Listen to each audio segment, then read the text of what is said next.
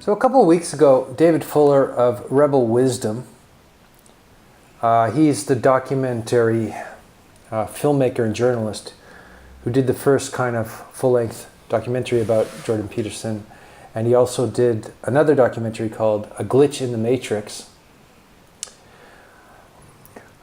He approached me and asked me if I would have a conversation with him and maybe write something for Rebel Wisdom.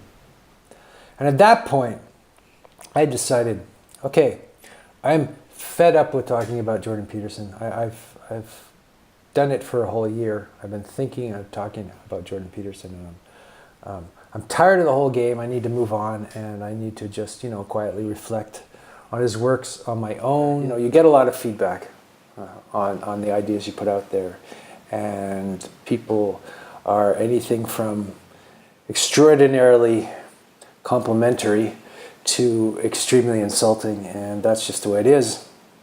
But I decided I had enough of it and I wanted to move on. Then David Fuller gave me a call, and we had this long conversation, and I wrote this essay called Jordan Peterson and the Black Tide of Mysticism.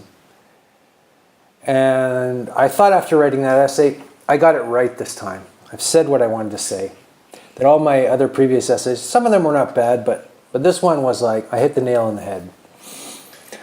So I was very happy about that. And Peterson himself tweeted the article, and David Fuller, put it on his site and put our conversation, an edited version of our conversation on the site. And so I've been getting a lot of, feedback, and I'm still in the game, so to speak. So I wanted to make a sort of meta commentary on our discussion, my discussion with David Fuller, and about my article. Because what you find is one discussion leads to another discussion, and yet you have this sort of endlessly expanding web of ideas.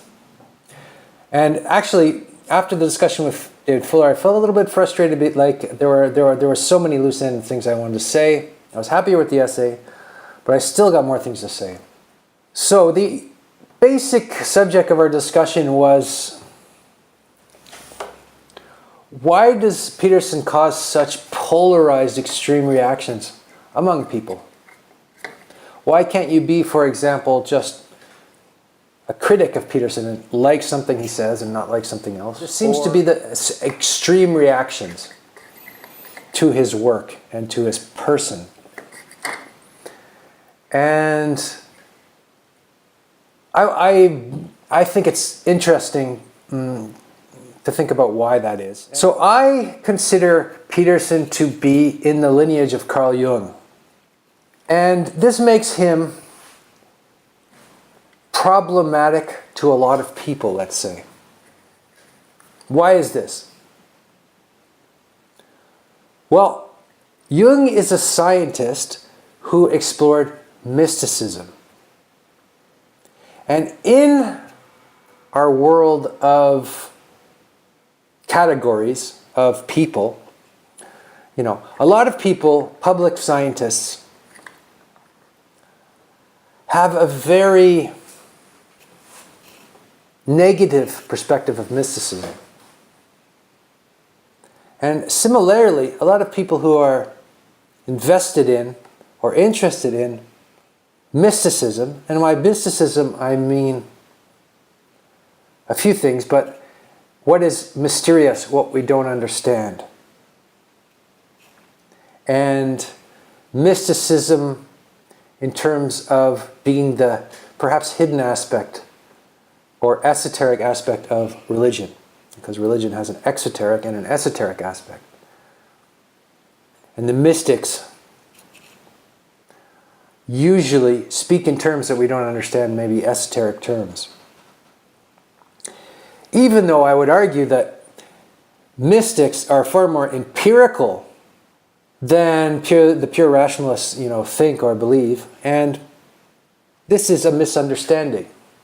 There seems to be two worldviews. There seems to be a scientific worldview, and there seems to be a religious / mystical worldview. And those seem to be two realms which are not allowed to overlap. Perhaps for good reason. But there's a problem with the scientific worldview when it makes judgments about religion. The problem is that it's a worldview. And a worldview is something that is enclosed in a set of principles and axioms and fixed ideas. Whereas the scientific investigation, by nature, should be an open investigation. There should be no taboos about knowledge. And yet there are. So in my article I talked about the relationship between Jung and Freud. And Freud, who rejected Jung because of his interest in the occult and mysticism. And Jung, who regarded Freud as a kind of a tragic character because he couldn't come to grips with this aspect of reality. That he reduced everything to Oedipal complex, drives. He was afraid of what he called the black tides of mysticism. So when I was a student at university, there were a lot of teachers, or a few teachers I listened to, and they had much appreciation for Freud, and they tended to look down on Jung. Because Jung was a mystic. And a scientist. So, again, Peterson doesn't usually refer to himself as a mystic, and probably wouldn't refer to himself as a mystic, because he's in this, let's say, boxing ring with all kinds of hardcore, hard science, hard rationality types. And he wants to explain mythology, the Bible, in a way that they can understand. And he's been incredibly successful. He has a huge following of atheists. So you have all these atheists either coming back to religion, finding traditional religion, or just becoming curious about mythological stories and ancient mythological stories. And instead of doing what the New Atheist did, which was just to dismiss these stories as being irrational fairy tales, Peter says, no. These stories are deep. These stories are profound. These stories matter to everybody. These stories are the underlying metaphysics of our culture. And science is nested within that. Science is not the overcoming of religion or mysticism. Science is actually a creation of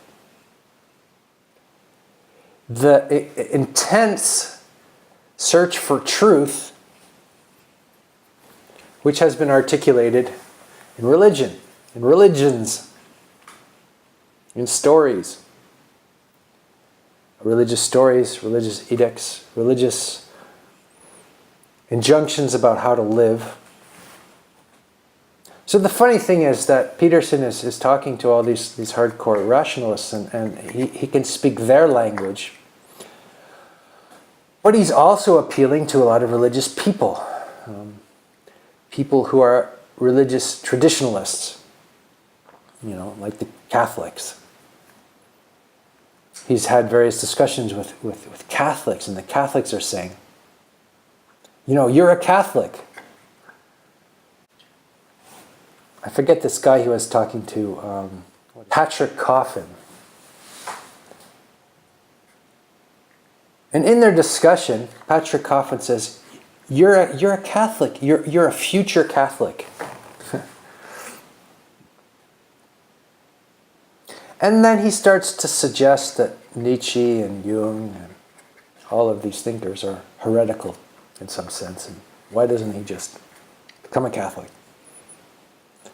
And Peterson replies, and I think this was a beautiful moment. He says, maybe it's true, maybe Carl Jung and Nietzsche are heretics, but what makes you think you aren't one? So Coffin didn't like that very much. He was immediately silenced. Because in many ways we're all heretics. We all go against our own better principles. Unless we're saintly people, unless we're the Buddha or Christ, unless we're completely realized we're all heretics. We're all, sinners. These kind of expressions like to say you're a sinner, it sounds very quaint to postmodernists. It sounds very almost ridiculous. But again, that's because they don't understand the etymology of these things, or the depth of them, or the meaning of them. The word sin means to miss the mark, And we all miss the mark. We're all not always on top of the game. So that means we're all sinners. We're all heretics. And so you can't come here and tell me that just by joining this organization called the Catholic Church that suddenly you'll become beyond reproach. Anyway, so in my article I talked about that. I talked about his attraction to traditionalists, and yet the frustration they have with him as well because he's not making absolutist claims about religion. I mean about membership to religion. And he doesn't go to church, even though he's sympathetic to church people and to churches and to religious traditions. I also suggested that this makes him a bit more postmodern. So anyway, Peterson is problematic to practically everybody, which is interesting, right? He's problematic to traditionalists because he doesn't go to church. He's problematic to modernists because he's interested in religion.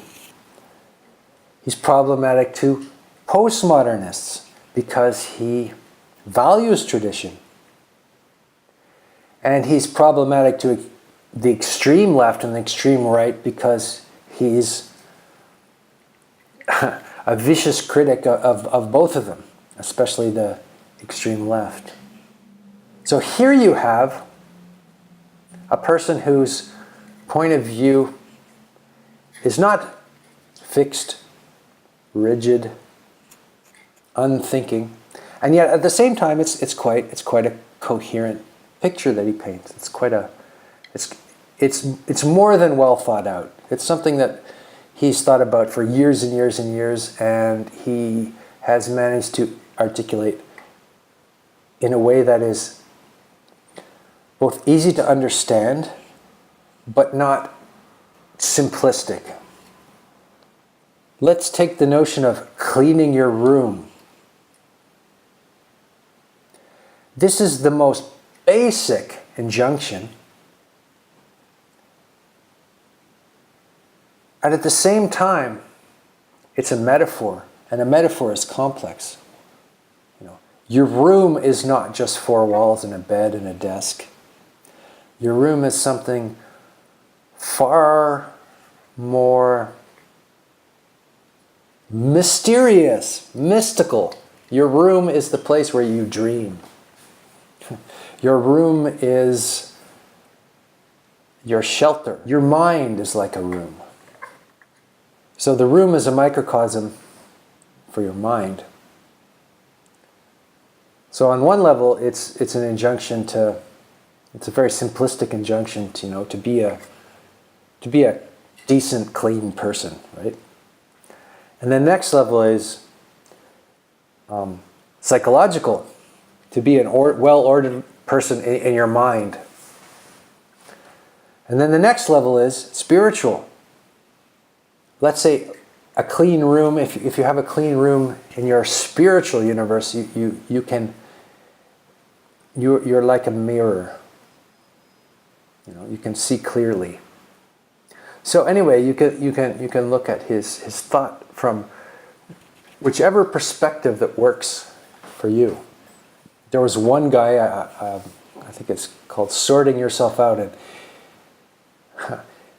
he was trying to stop, watching porn and smoking marijuana. So that's how he approached Peterson, like how to get my life together. There's other people who approach Peterson, from a more abstract point of view, and are interested in his theory, his theoretical ideas about about the Bible and about psychology. Or they're just more intellectually set on fire by Peterson.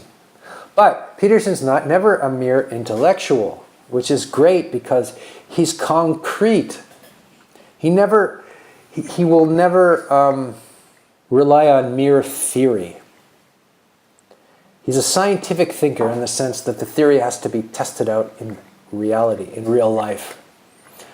Which is the opposite of, let's say, a postmodern thinker like Zizek, who says something like, what we need today is more theory and less action.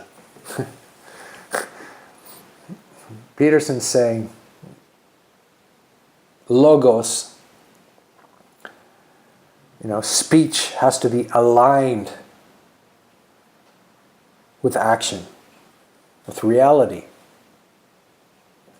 So I think that this kind of extremely abstract postmodern intellectuals, he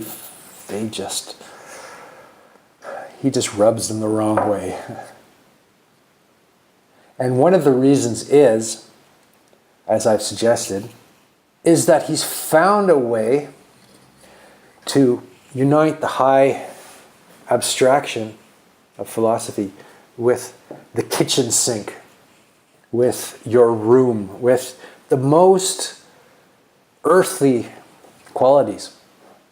In Taoism, they call that joining heaven and earth. Whereas I think a lot of the theorists are trapped in this sort of abstract world up here and can't bring it down here. I think something to do with Peterson's success has to do with his ability to do that. And it's surprising, it's very surprising, because he's unlikely. He's the most unlikely superstar you could possibly imagine. He's down to earth and unpretentious. And he has articulated Jung's idea of the shadow in a way that people can understand. And it's very appropriate today. It's extremely appropriate articulation is to have a look at Jung's shadow. Especially in the age of Trump. Trump to me represents the shadow of Western civilization. He's the unconscious man whose primary interest is power. So when Trump was elected, there was this void, and the conscious man needs to step in. So I'm not saying that Peterson is the conscious man. I'm saying that the conscious man has to step in.